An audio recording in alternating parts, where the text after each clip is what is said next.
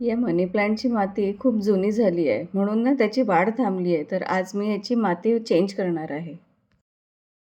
Soil थोडं हलकं हवं म्हणून मी 1 पार्ट कोकोपीट घेतला आहे, 2 पार्ट साधी माती घेतली आहे आणि 1 पार्ट कंपोस्ट मिक्स केलं आहे. थोडं एप्सम सॉल्ट आणि अगदी थोडं फंगीसाईड टाकलं आहे याच्यात.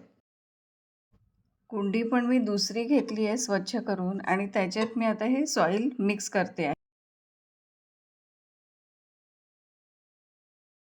आणि आता लास्ट पार्ट म्हणजे जितके कटिंग्ज होते, जे मी चांगले स्टेम्स होते त्याचे कटिंग्ज केले होते, ते मी आता सगळे फिक्स करणार आहे. मॉस्टिकला सगळे मी व्यवस्थित बांधून ठेवले, जे थोडे मोठे वाढलेले होते ते. आणि आता याला मी पाणी अगदी बेतानेच देणार आहे. खूप पाणी नाही द्यायचं याला, कारण याचं सॉईल पण सध्या लूजच आहे.